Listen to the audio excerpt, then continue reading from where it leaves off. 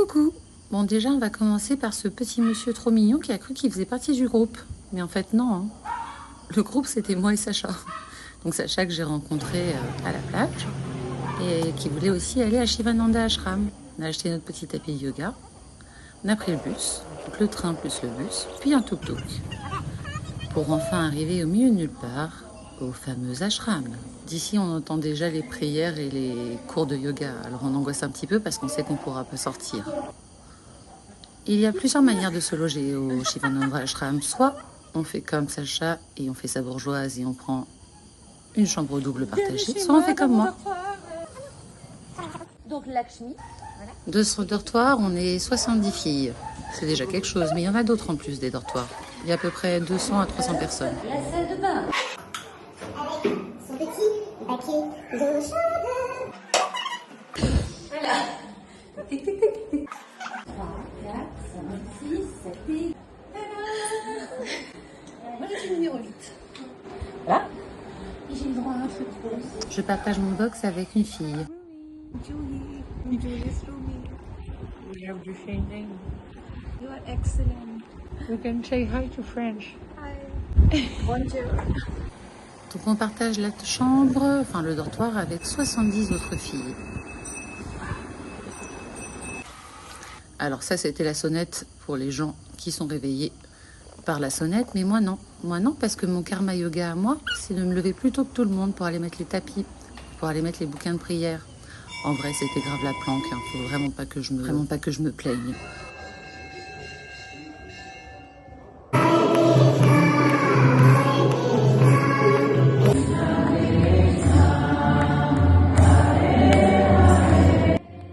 J'adore le chanting, vraiment j'adore le chanting, ça me met trop bien, mieux que la méditation, j'y arrive pas. Tea time. Premier cours de yoga. Bon là c'est sur le rooftop, je vous avoue, j'ai pas pris beaucoup de téléphone, donc c'est carrément une journée que j'ai fait et qui essaye de vous retranscrire la totalité des autres journées. Voilà, tout le monde fait le poirier, mais moi non, je ne sais pas faire le poirier. Ce que je sais faire par contre, c'est chercher mon plateau repas pour aller manger.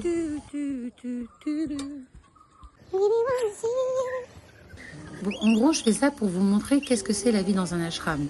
Ça peut faire peur, hein, ce genre de communauté spirituelle, mais pas du tout, c'est vraiment très bienveillant. Voilà, par exemple, ça, c'est un karma yoga, servir à manger. Mais c'est quoi manger en yogi?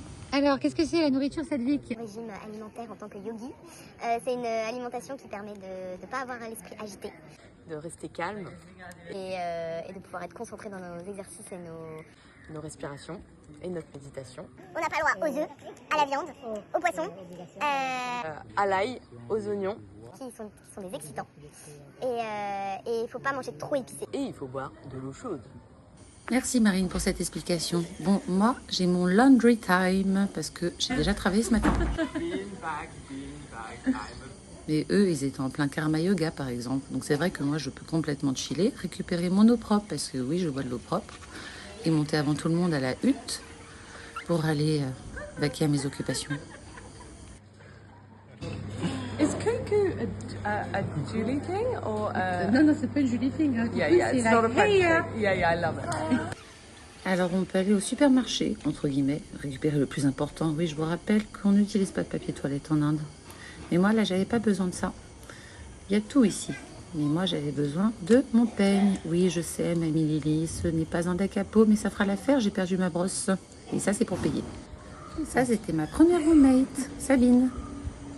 Donc, on a droit à un deuxième cours de yoga. Mais franchement, au bout de quelques jours... on a juste envie d'être un peu dans l'herbe et de faire que 2 heures de yoga par jour. Faire des cartes. J'ai fait pas mal de cartes et ouais, j'ai eu mon premier paiement en noix de coco. Par exemple, le karma yoga de Sacha, c'est d'être serveuse. Toujours être pote avec les serveuses. Petite partie, non pas de Uno, mais de Un. Et puis aller récupérer son oreiller qu'on m'a gracieusement donné. Parce que franchement, je vous avoue, on a un peu mal aux fesses à force de s'asseoir.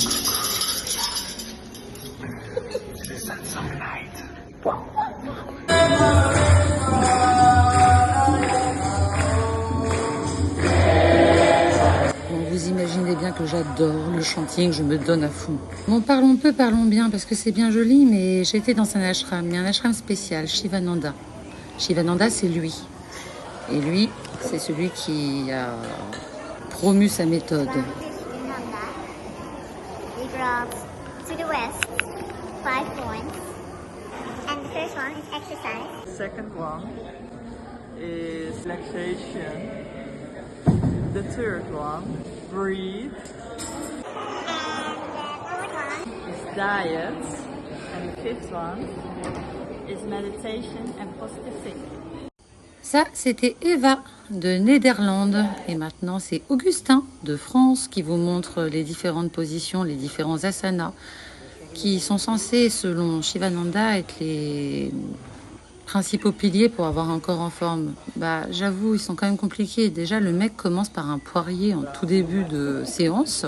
Autant vous dire que le début de séance n'était pas pour moi, hein, on est bien d'accord. Bon, ça va, il a fait un TTC, il est yoga teacher. Alors évidemment, je l'ai pris lui pour vous faire cette démonstration.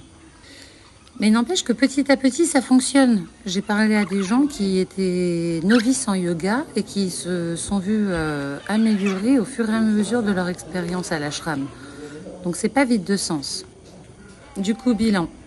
Franchement, c'était génial. J'ai adoré. Par contre, ça va, 10 jours, c'était ce qu'il fallait.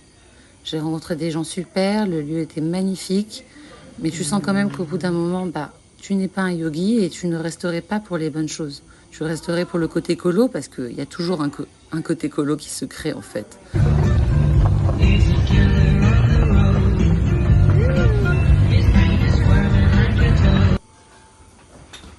Du coup, je vais repartir, j'ai demandé. Je vous laisse deviner ce qui va pas me manquer.